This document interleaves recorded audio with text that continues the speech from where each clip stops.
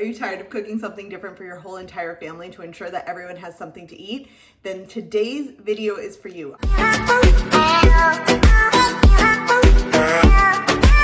Today I'm going to show you how to stop doing that and still ensure that everyone gets fed.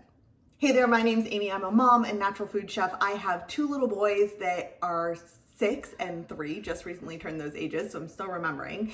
And I know what it's like to feel like you have to cook a different meal so that everyone gets something to eat. And this is often something that I hear from parents I work with, that they feel like in order to make sure that everyone has something nutritious and balanced in their family, they're cooking like 12 different meals for just 3 people.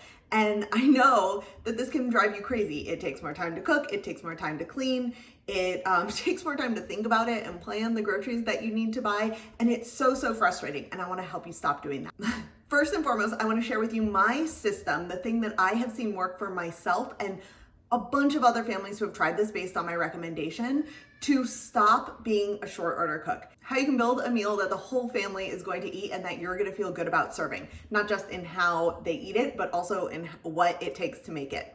So first and foremost, when you build a meal for a family, you're gonna take a few things into consideration. My first recommendation is always to start serving your meals family style. That means everything goes into the center of the table so that everyone has a selection of the things that you have put out.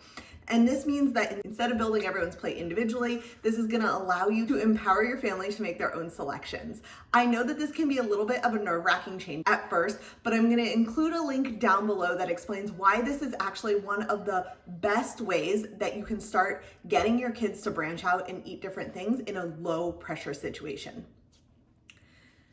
The next thing that you're gonna do is, as you build that family style meal, as you are meal planning, you're gonna make sure that you have at least one thing at the table that everyone likes. And yes, that includes you too. So instead of, say, having mac and cheese and some baby carrots, which you know that your kids will probably eat, I might suggest having something like a big salad, mac and cheese, carrots, and some strawberries. So what this ensures is that everyone has an option that they're gonna feel good about eating. There's something that you'll like, that there's something that your kids will like. And the cool thing about this approach is that you never know what your kids might branch out and try when they see you eating it. And so you can see how you're building more balanced meals this way. And in a couple minutes, I'm actually gonna show you a bunch of different examples of family style meals that I've served to get your gears going. So more than just the mac and cheese one. Finally, you are going to take a no pressure feeding approach. If you have long been bribing your kids or asking them to eat just one bite, this can be a big change. It was certainly a big change for me when I started doing it. But the no pressure feeding approach takes into consideration that your kids are most likely to enjoy eating something if they choose to eat it themselves. Think about what message you would get if someone was like, if you eat your broccoli, I'll give you dessert, right? What does that tell you? It actually might get you to eat the broccoli, but what it tells you is, oh, broccoli is gross and I need to get dessert in order to want to eat that. That is not the message we want to be sending our kids to be building lifelong healthy eaters. And so this approach instead allows you to put things in the middle of the table, allow your kids to select from them, and provides exposure over and over and over again. And there's a bunch of data that tells us it can take hundreds of exposures before a kid actually not only tries something, but learns to like it. So don't get discouraged. Don't stop serving that thing. Keep trying. That is how you'll get there. So to recap, this approach is you're going to serve your meals family style. You're going to make sure there's at least one thing everyone likes on the table. And finally, you're going to take a no pressure feeding approach. Now, I want to give you one caveat and something that people often get a little bit tripped up by. Just because you have something that everyone likes on the table still doesn't mean your kids are gonna like it. There are nights where I do serve boxed mac and cheese and my kids still barely eat anything. They might eat a few cucumbers or something. This is living proof that it's not up to you what your kids eat. It's like that lead a horse to water thing. You can lead a horse to water, but you can't make it drink. You can't actually make your kids eat. So I feel confident in knowing that I've given options that my kids are likely to eat, something that they'll actually enjoy. So they have options on the table. And then I encourage them to listen to their bodies and decide what they actually want to eat in that moment.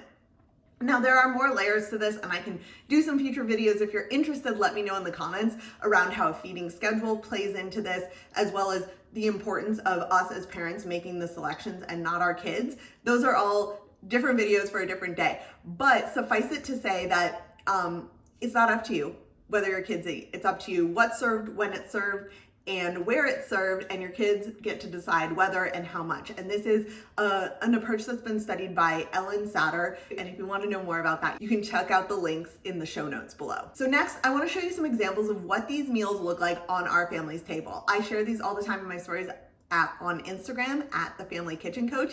And here are a few that I've served recently so you can get some ideas to get your gears turning.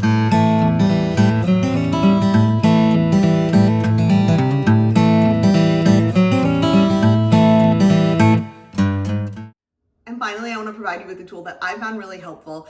I use this to plan out foods that our family actually likes, and I don't need this so much anymore, but it's a really awesome tool as you're getting started with shifting your approach to serving family style meals, to take inventory of what are some of the favorite foods of each of your family.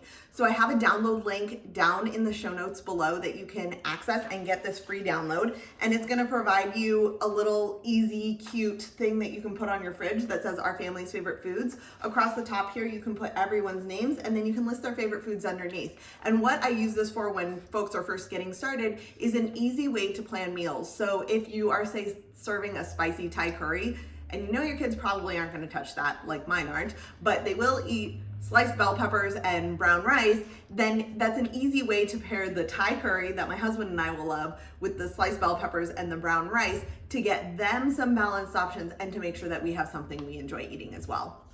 So check for that link down in the show notes below. Finally, if you liked this video today, if this type of content is helpful to you, I'd encourage you to check out this video where I talked to Natalia Stasenko of Feeding Bites. She is actually the one who introduced me to this Ellen Satter division of responsibility in feeding. And back when I had a podcast, she was one of the guests who really blew my mind in her approach. I think you'll love this video. You can go check it out here.